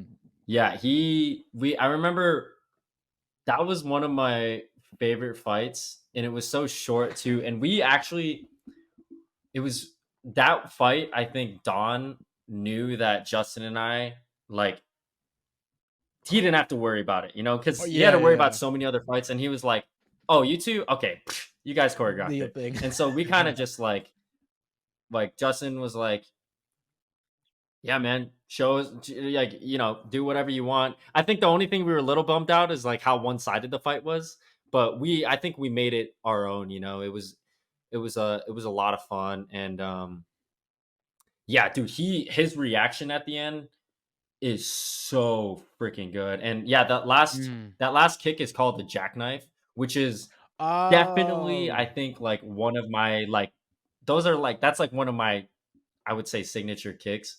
Like Oh, that's yeah, I see probably you like doing that a my lot most on your thing I'm most videos. confident with. Yeah. It's my favorite. Yeah, it's so I was like, "Oh, I have to put this in the show at Mm. some point, man. Like I have to." And I was so glad that, Don and Ken allowed me to do so. And yeah, that fight was so much fun. I remember too, like, my mindset as Quan going into that, because this is after they get a second chance going into Mm. it, and I don't know if it's very noticeable in the cut, but it was a conscious effort on my part on how to play Quan in this moment. Was, a lot of times Quan is very vocal Yeah. when he's fighting, but this one, it was just that one yell at the end. Like, I just I wanted to be like a cold-blooded killer in that moment where I'm not going to get distracted at all, because I think Quan realized he let himself get distracted. He let himself get too Right. angry. And so Yeah. going into that, he's just like, stone cold like serial killer vibes where he doesn't feel angry, he doesn't feel happy, he doesn't feel anything. He's just like, I'm gonna get this done, I'm gonna knock this dude out, and that's it, and then there was that moment at the end, where Quan looks at Miyagi-Do like, "What you gonna do about it?" Oh, to touch They on kept that that as in as well, well. Yeah, the reactions of like yeah, Sholo, Tanner, like all the boys, they're like, I laughed so hard at that because I was like just seeing yeah. like, how the Miyagi-Do's reacting to this because obviously like they just beat Quan, but then obviously this stuff happens, Mhm. Cobra Kai, but they're like, oh wow, this Quan's turning it up more than we've seen before. So again, Yeah, it worried them again. But yeah, that was funny yeah, just seeing their reactions to that. And then just seeing Quan's like, no, this is what I'm talking about. When I yeah, unleashed the Quan, as yeah, you would say earlier. yeah. But Yeah. it does get more crazy, of course, with the freaking dojo, bro. Dude, I've been waiting so long to see something like this in a tournament. So as a fan, just to see that, Mhm. oh my god! And for you, of course, like to be part of this show at this point, and then being part of this dojo brawl in the world tournament. I mean, that must have been so hard to film. I've heard so many things about things happening because so much is going on. And Mhm. obviously, this fight starts really simply. Axel throws Robbie into the Korean Cobra Kai's. Obviously, Kwon's like, screw this guy for beating me earlier on. Let's get a little dirty Mhm. elbow on him. And then obviously, Mhm. it starts this whole dojo brawl. Who is to blame, Axel or Kwon? I don't know, but then it's kind of like a mixture of both. But it is just insane. So, in all fairness, who would you say is to blame for the start of that fight? Because you could technically say it was Oh, it's Axel. 100% Quan, dude. It's But then, 100% then Quan. Kwon did that. Yeah, I was like, nah, that's not. I don't know how that's gonna go down, especially because Miguel was like, "Hey, what the hell?" And then like Chosen's like, "This is bullshit," which I was like, "Dude, you like killed me Yeah. with that Yeah. Yeah, no, 1000%, I think it's Quan's fault there. line." And yeah, then they're getting to the point of like, I mean, all the matchups in between, and then we obviously see Kwon's fighting, and he's just beating the hell out of these other students. And then there's that moment where he kicks Sam, and Yeah. that's like the old Axel's just seen that, and obviously the stuff they've established with Sam and Axel.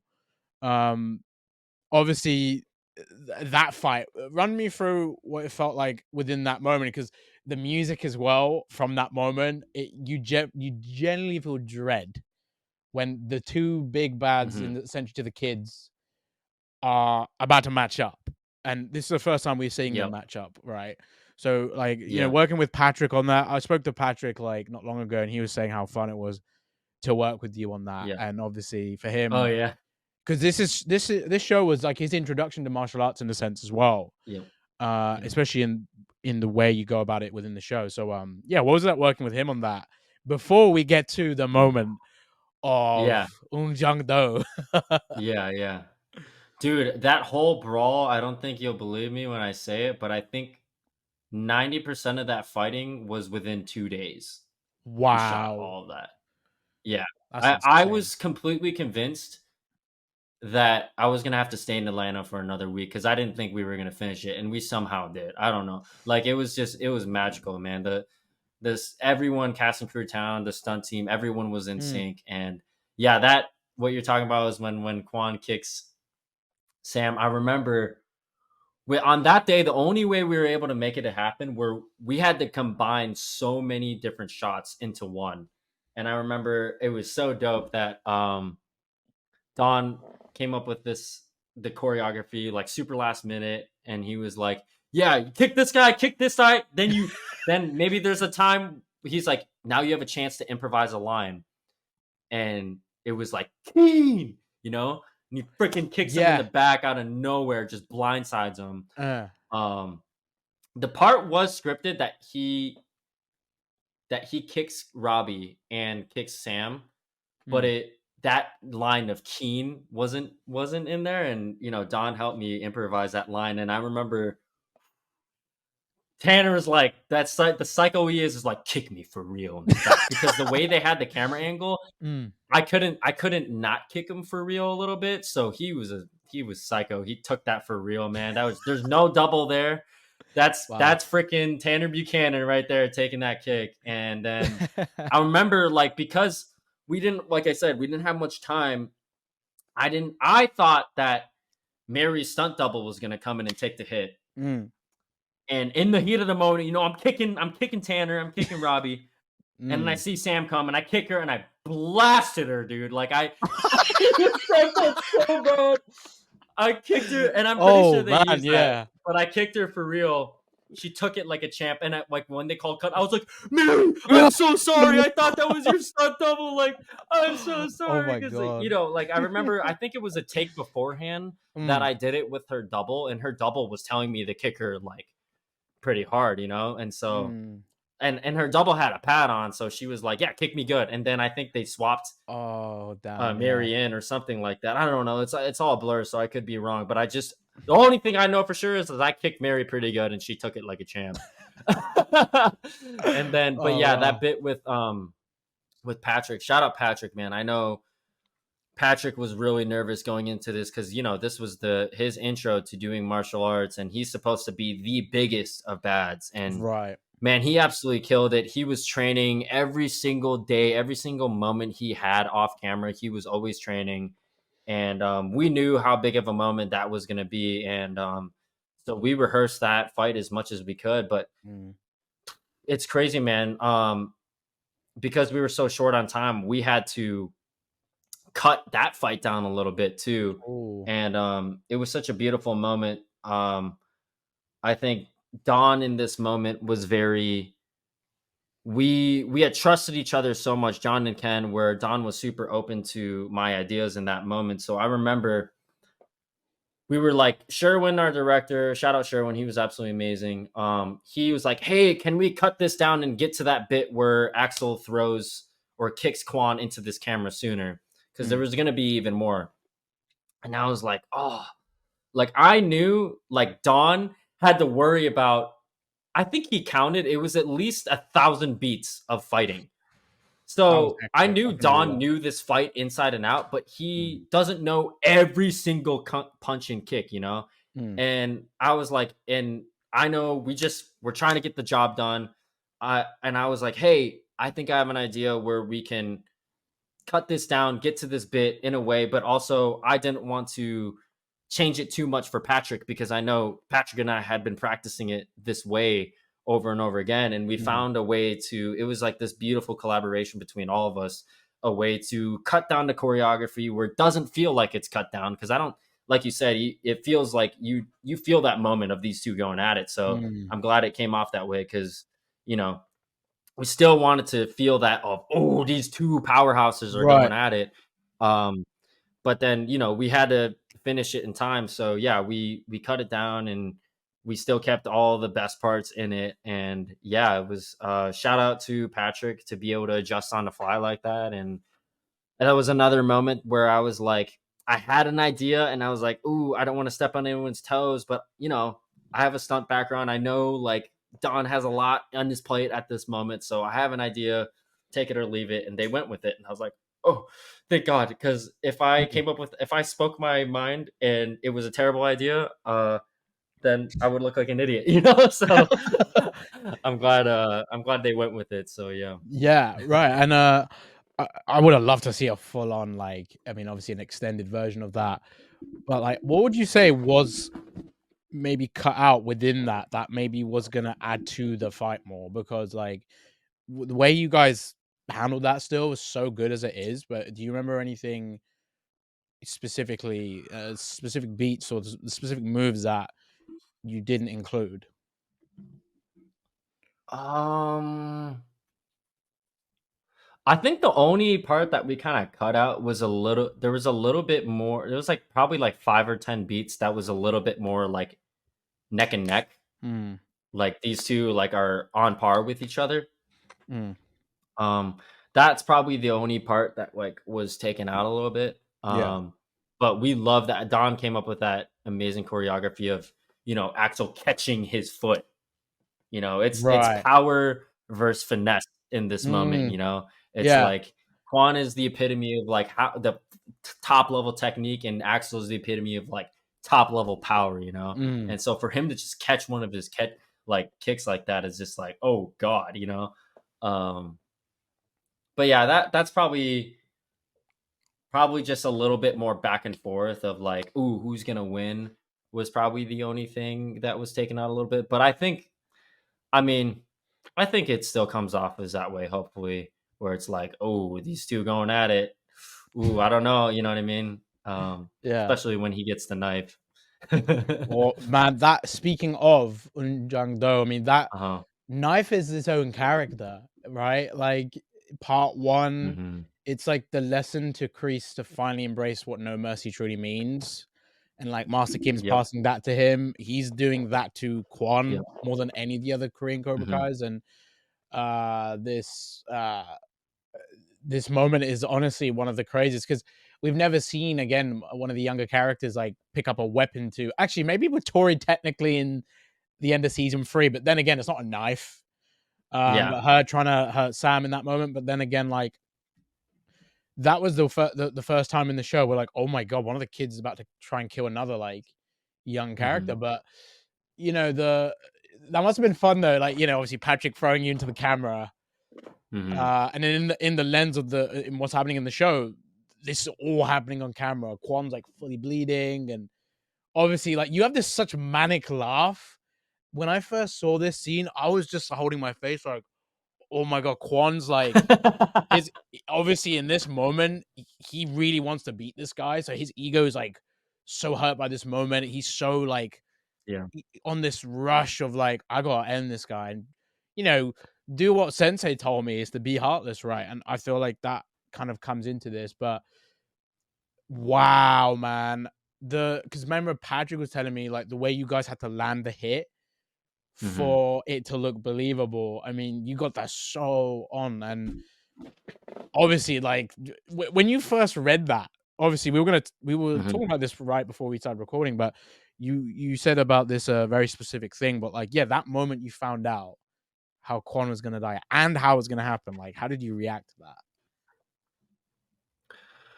Oh, well, I found out while we were shooting episode 3. Hayden was, remember, I think I told you on our first interview, he kept pulling me aside and telling me the arc. Yeah. That's when he told me like that Quan, like he told me that he dies, but he didn't. Oh, there, yeah, you guys already had spoiler warning by now. Anyone listening, there it An is. hour We and already like had the half into spoiler. this. Yeah, what happened to this? But yeah, that's the elephant in the room. You know, Quan dies, and I remember the moment he told me that I just had chills everywhere, and he was like saying it even more. We've never killed anyone on the show on camera, especially a kid. And the Yeah. way he looked at me was like telling me like the weight of this moment, you know? And it was like something I was incredibly honored to be a part of. But also, the closer we got to that date, the more nervous I was getting. I was Oh. like, oh God, oh God, oh God, oh God. Mm. Um, but yeah, that was, I mean, that was just so much fun to shoot as well, and it was, Yeah. I didn't think we were gonna get to that point, but we ended up getting there. Shout out Dante Ha, my stunt double, who took that Shout out hit to the Dante. camera. But I remember we had to combine again so many different shots in one. We had to combine falling from the camera in front of that camera, picking up the knife, flipping the knife, looking at Miyagi-Do, yelling at Miyagi-Do, then getting hit by Yoon, looking at Axel, running, doing that whole, all of that was all in one take, which was like, it was insane. But I Wow. remember that laugh that you were talking about, that came about because I was thinking in this moment as Quan, I was like, how, like, Quan's point of view is like, I'm the best fighter here. You How can't do I stop him. keep freaking losing? How Mm. is Robbie taking me on 1v2 with Yoon? This is bull, like, this is bull crap. This is all Mm. bull crap. Like, why is this happening to me? Like, I'm the best one here. And, you know, he's just pissed off to his peak, and then he sees the knife. And I feel like Quan's sick mind thinks that that's a sign from the universe of like, oh, this is how I'm supposed to win. You know, Mm. like, oh, the universe is telling me this is how I'm supposed to land, and he thinks it's comical at that point of like, okay, Yeah. you're testing me, That's all it let's took is do a it. knife. Like, Yeah. yeah, and it's like it feels. I think he sees it as a gift from the universe of like, oh, okay, let's Mm. do it. You're testing me to see if I'm going to go to those lengths. I will go to those lengths, and So deep. yeah. So and then that bit with Patrick, again, like the stunt team had come up with a lot of different ways on how I would fall on the knife, and by this point our trust was at its peak, so they were really open to my ideas, and I was like, it was really similar to how we came up with that kick in episode 9. It was like, what if Quan is trying to do the same kick as Axel but with the knife and gets hit midair and then Ooh. falls on it, so because I think the original ideas, they were really good, but I felt like it didn't show it was like too easy for him to go down. I felt like Mm. Quan is a much better fighter than that, even though I think we established that Axel might be a little stronger. Mm. It's not by a drastic amount, so for him Yeah. to fall for something too easily didn't feel right to me. So that's why we kind of came up with that idea of like, he's trying to do something very advanced but then gets hit midair. Mm. But yeah, I remember I was so out of breath at that point, and when I fell, then we had to shoot that wide shot, and I had to hold my breath after yelling my brains out, and just Yeah, hold my dude, breath that and was play dead scary. after That was I fell scary. on that. And yeah, that was tough. I remember Mm. after they called cut, it took me a while to like get up because I was like holding my breath after just doing all of that, and I was like, oh my gosh, I think I might actually die here. Like, I can't breathe, man. This is crazy. Damn. Yeah. But yeah, shout out Patrick because he sold that moment so well. Yeah, Shout out for him assisting your was death fun. in the Yeah. show. But like, wow, like, yeah, everything in that moment, like, because if you've seen this theme in the show, like, one of the kids getting hurt,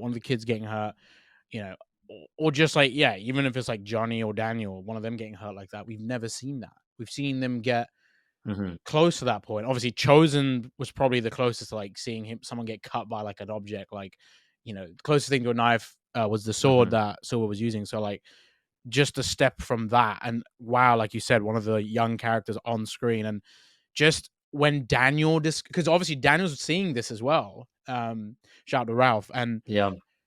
him seeing that moment, and obviously you just see the blood, and you just see Quan's like Mhm. fully on his like chest and curled up, and then like the way he pulls you over, dude, it was so horrifying. It was like, I've never seen anything like this. Mhm.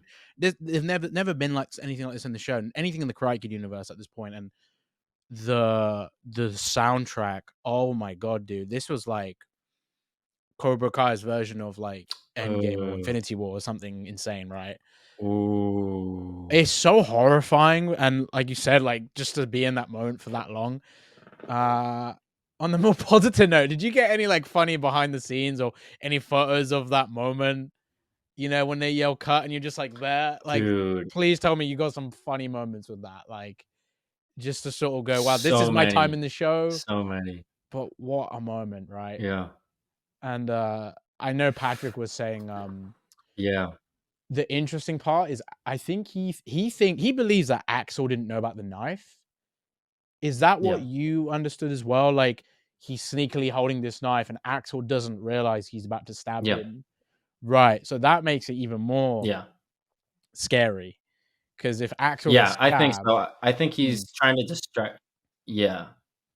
Yeah, I think he's trying to distract him with the kicks and then, in the air trying to stab him, but then not Patrick, Axel doesn't see it at that point, and he's yeah, just defending himself. And yeah, I think he's kind of in shock when it happens. So yeah. that I can't believe it. But that whole Mhm. Yeah, it's. I mean, Yeah. wow, what a That moment, right? was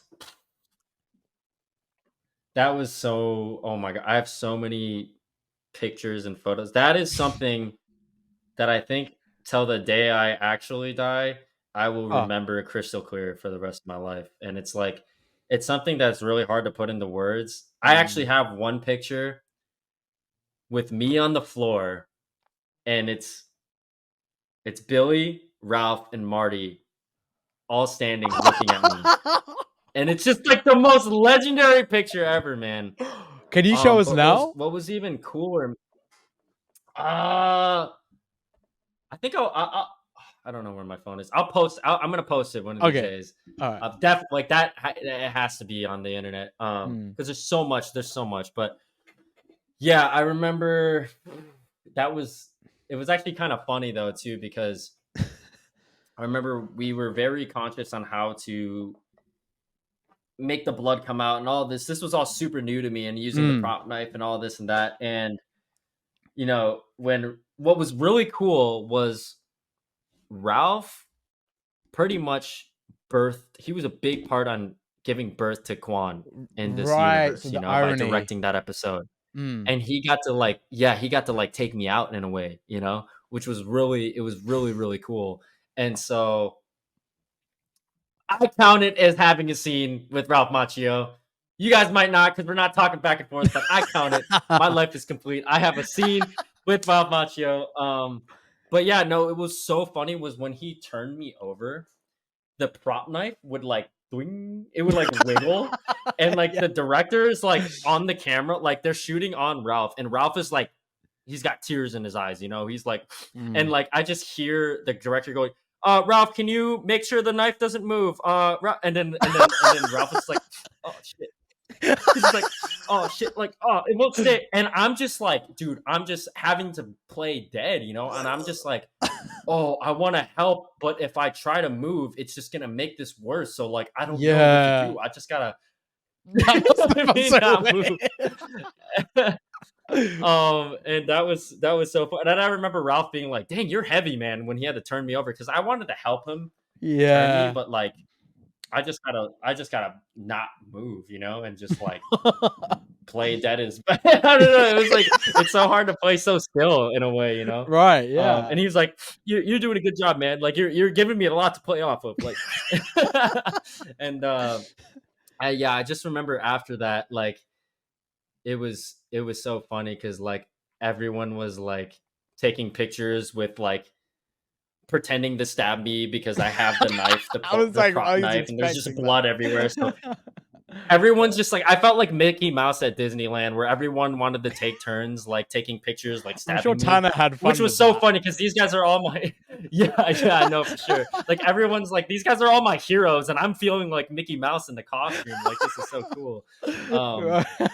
But yeah, dude, it was crazy.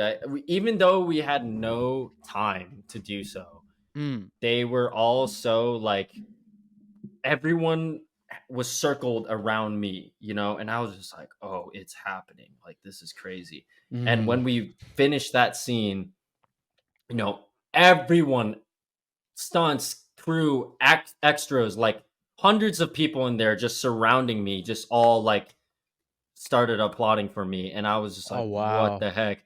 And freaking Jacob Bertrand goes, speech, and starts shouting.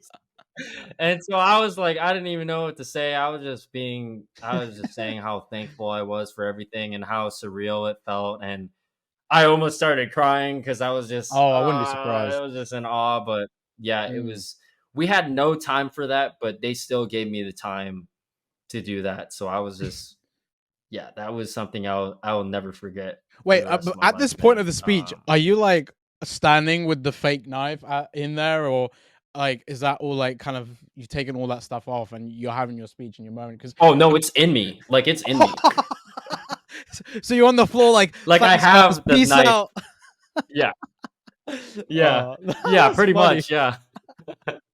That's funny, but yeah, though that's man. And I didn't realize like it's it's funny playing that character, like playing when you have all of that on you, because you don't see it. You know, you don't see how real it looks, especially when you play dead. And like I just felt like people were just looking at me all the time, like, oh my god, you know, and I'm like, I'm just having a good time, like, oh yeah, this is fun. And then Yeah. I didn't, and until I look at the pictures and like some of the playback, was I like, oh, that looks, oh man, that looks Damn, he is dead. gnarly, you Yeah. know? Um, Yeah. yeah, yeah, but yeah, that was a ton of fun for sure. Something I'll never forget. That's definitely that you're never gonna forget that, yeah, for sure, man. And like you said, the fact that Ralph, like, yeah, birthed Quan, like, because he directed the episode that Quan's introduced, and then seeing that whole arc with that, and like the cool thing as well, and I'm so happy for you, is that like not only you got to showcase like, you know, your ability with martial arts and that coming full circle, but you got to work with so many of the cast.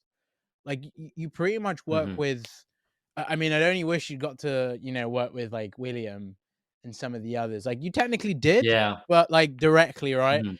Um, you know, Mhm. just a what if I think of is like, you know, what if Quan was in Iron Dragons, or him and Terry Silver were sort of, if Terry Silver was in Cobra Kai still or something Yeah.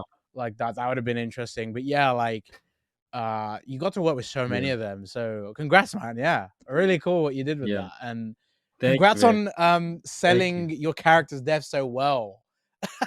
Like Ah, you thank you, genuinely man. Thank died you. for it. Dude, you know, yeah, yeah, genuinely.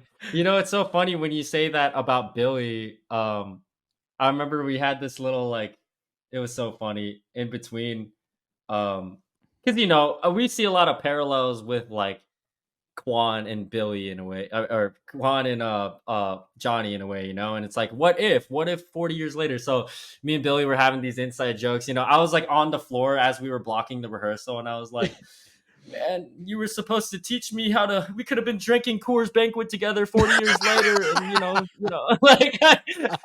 like, you know, like we were kind of. And then Billy was like, "We can fix you up, man. We'll get you right. It's okay." Like, it was so funny to Knowing like have those Johnny, little inside jokes off camera. I, Yeah. I can totally imagine Johnny being like, "Hey man, just have some cause. You'll be all right." You know, it's just a stab. You know, it's nothing. Just drink Yeah. this, you'll be fine. It's kind of like the whole Yeah. asthma thing with Miguel. Um, but Yeah. yeah, Yeah. to Exactly. finalize this, I have three quick questions, which is Mhm. obviously you filmed so many fights, and this fight in itself Mhm. with Axel, it's not like super long, but like it's so impactful, you know, in a different way to the Mhm. Robbie Quan bout in episode 9. So, what would you say was your favorite fight from Mhm. part 2? It's those two, man. I can't put one over the other. Mm, It's definitely either, yeah, Robbie Quan in episode 9, or I think like fight choreography wise on like the techniques we were doing, Robbie Quan in episode 9 was probably my favorite. But in terms of like impact and like, I think episode 10 was probably my favorite scene. Um, Not just fight, like scene, you know, overall, like just all of that. But yeah, those two for sure. I can't really put one above the other because they're both, that's I tough. think, Yeah. very, very impactful and such big. And I'm just ridiculously honored to be a part of that, you know, to be part of such a historic moment, you know, moments, you know, two of them. So Mm. yeah, it feels surreal talking about it right now. I still feel like it didn't happen, but I guess it Right. did. And I think like I remember you were saying with Sholo and Jacob on the episode of Lone Lobos, when you guys were at San Diego Comic Con back in July, you know, they were saying about you got your own Mhm, freaking song, mhm. The Rise of Quan. You know, like if part 2 we get like that song playing over like that moment in episode 10, or you get like another song named after you like in part 2, maybe the Robbie Quan one, there'll be a name there, but like I can just totally imagine something like that. Or I don't know, maybe Unleash the Quan might be a tune that's lining up for part 2. So who knows, that could happen. But like Yeah. that must have been surreal as well, like having a song named after you. And also people just like, you know, again, speaking of fans, just how they're like associating like, oh yeah, this song is so badass, Quan, yeah, and just like embracing the love for the Yeah. character. Oh my goodness. I mean, I told the story on Lone Lobos, but I'll tell it again. The way I found out was Ralph texting me, and he texted me no context, just Rise of Quan. And I That's was so like, funny. huh? And he's like, that's the score. That's the name of the score. And I was like, oh my gosh. Oh It man. was, and like, yeah, it just, Zach and Leo do such an amazing job on that. Awesome. And I love how they pay homage to, using Korean instruments as well. And Yeah. yeah, that was so cool. That was, and then seeing like that behind the scenes video, that they posted, was really cool too, to see, like, because we don't really get to interact with them very much, so Right. it was cool to kind of see like how because they add so much to the show, like it's such a collaborative effort to see like what they do in post production to enhance the story. It's so cool. They're true masters of the craft for sure. Yeah. Okay, so like this is definitely another tough question, but I asked Daniel this, and I will ask Patrick this again when I next talk to Mhm. him and everyone else, especially being part of the Sekai Taikai. But if you could pick your dream team, the 6 students in the team and 2 senseis specifically, what is your dream team for the Sekai Taikai? Who you taking to Barcelona or wherever they're going to face the best in the world? As Brandon or as Quan? We can say both because I am very curious how Kwon would ask. But as Brandon, we'll start with that. Yeah. Oh God. At Quan's least gotta this be in isn't. there. I mean, Quan's not gonna quit Quan. I mean, at least this isn't the this or that game where you're Um, gonna be like, it's worse than calculus. yeah, that one was tough. Yeah. Oh, okay, I'll say Quan. Gotta put Yoon. Gotta put the Boy, homie you Yoon. go put Daniel. Yeah. That's 2. Mm. Quan, Yoon, Miguel, Oh, that'd be a trio. Robbie, Hawk. Oh shoot! I'm already Oh. at 5. And then one female. Oh, That's gonna be tough. oh no, dude.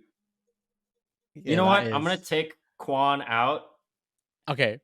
as Brandon. I'm gonna take Quan out and put Tori and Sam in. Ooh. That's the team. So your team is Yoon, Hawk, Miguel, Tori, Sam. You got Robbie. one. Oh, and Robbie. Yeah. Oh, wow. Miguel, Robbie. Yeah. Robbie, Hawk, Sam, Tori. Oh, and then the 2 senseis. Oh, yeah, so and cool. then your 2 senseis. That's a tough one, especially you got these new senseis as well. Like, oh my god. Even I'm struggling to think what mine would be. Oh my gosh. I think this would be an interesting combo. Kreese and Chosen. Ooh, I find that interesting you mentioned that. Yeah. Because there's actually dialogue. Yeah. There's dialogue that Cree said that is like word for word what Chosen said to Daniel in season 3. And he says it to Johnny. You know when he's really? showing him Miyagi-Do. This is when the sponsors are in the tournaments. It's funny you say that. Cree says to Johnny, defense takes on many forms, Johnny. And literally Chosen says to Daniel in Okinawa about, and Daniel sees the way Chosen's fighting. It's like, wait, this isn't Miyagi-Do. And he says, defense takes on many forms. And I'm like, wow, what way to bring that back in a way. But yeah, but Kreese and Chosen would be, that's a fight I would have liked to see, but all respect to Kreese, Chosen is winning that. Like, especially because like within the fans, I think like they treat like Chosen as the Mr. Miyagi of the show. With his ability, but wow, what a team that would be. So that's your finalized team. That's what Quan and Brandon would have to agree on, or would Quan and Brandon have to fight on that? I think that's what Brandon would agree on. I mean, Quan's definitely putting himself in there. Yeah. Oh shoot! I was not even thinking about the other teams, dude. Oh. Okay, I'll answer as Quan now. Okay, now you're As Quan. Quan would probably put himself. So Quan, Axel, Zara. Ho ho ho. Quan, Axel, Zara. That'd be insane. I would usually put Robbie, but he hates Robbie, so he's probably not gonna put Robbie. Probably Hawk. Yeah. Hawk.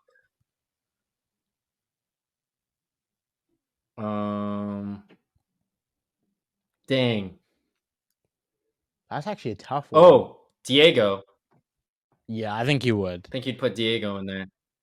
If he's willing to knock him out like that, I think he respects him enough to put him in there. Yeah. Yeah, I agree with that. Yeah. And who's my last pick?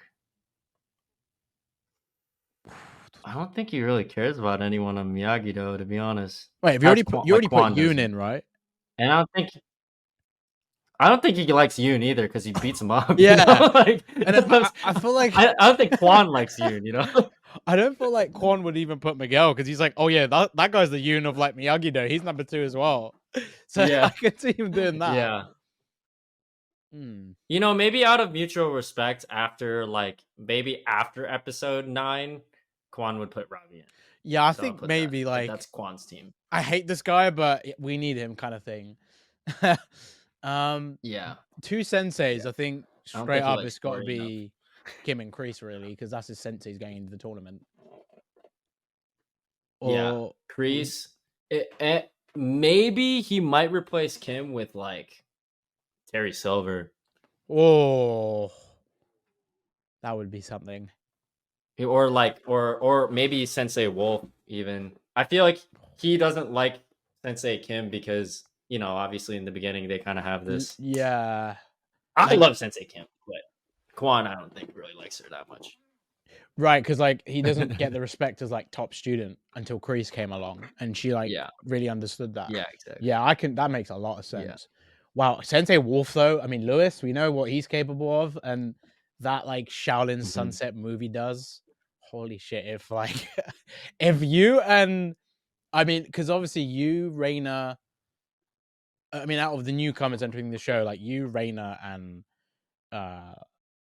Lewis, like if you guys work together, like specifically with all your martial arts experience, that would be epic, bro. Honestly, like that would be scary. Like what a team that would make, though. I feel like Sensei Wolf though with Quan would be, that would have to be its own spin-off. I feel. But you know, I feel I feel like Quan needs an Afterlife spin-off now. Like he's gone into like he's ascended into the martial arts like Afterlife. So now he's gonna be fighting in like the Afterlife tournament. So who is he gonna fight? Fight Bruce Lee over there? Oh, that would be fun. Yeah, I can imagine that. Sorry, Quan, you're getting whooped by Bruce Lee, bro. Oh man, Quan's getting whooped by Bruce Brandon Lee against Quan would be even crazy. But yeah, no, that would be the OG. Yeah. Can you? I can imagine like a crazy matchup with that. But like, I'm trying to think anybody else. No, not Mr. Miyagi. Couldn't. I don't think. I don't know about how Quan would feel. Actually, to be fair, I feel like Quan's got that kind of confidence going. What's this old man gonna do? Like at first, and he's like, "Oh, okay, I see why." Last thing I want to talk to you about before we wrap this up is obviously with all the fan respect and all this love that you've got, and obviously now them seeing this climactic ending to your character who just got introduced in this season. Like, you know, how does it feel about, you know, going to Comic-Cons and hopefully being able to connect with fans in person after all the love they've been giving you with the role of Quan?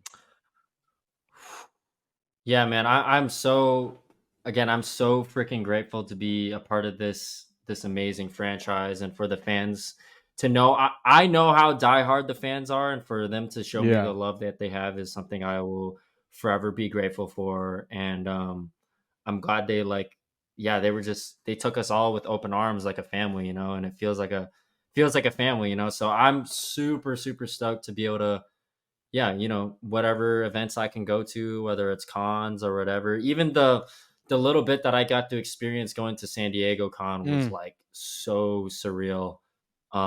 So that was just a ton of fun, and I look forward to continuing to being able to interact with the fans and stuff, because at the end of the day, I'm in this film industry to hopefully impact through the art I get to participate in. So to see how it's impacted people is like it's just it's what I do it for, so I really look forward to hopefully meeting a lot of the listeners here in person one day. So yeah, man, I mean, forever grateful for the Cobra Kai fans and fans like yourself, and yeah, Appreciate that. appreciate it, and I'm never gonna take it for granted, for sure. Brandon, we all owe you a big round of applause for everything you've done with Quan. Thank you for everything you brought to the Thank you, show, man. man. I absolutely enjoyed what you've done with part 1, part 2, and obviously so crazy how they ended your character in part 2, but in such a memorable way. Everything you brought with the show, showing the martial arts or what you can do as a martial artist, and also like just to expand on the universe and the story, and such a great journey to see you from being a fan, and like you said, the struggles with doing more with your career, and then Cobra Kai coming is like massive full circle for you. So yeah, congrats to you, and I hope you get so much more love for after part 2. I mean, as part 2's dropped now as we post this, and yeah, Yeah. man, thank you for everything. Yeah. Appreciate it, man. Thanks for having me on the show. I had a ton of fun. Thanks, bro. Yeah, man. I was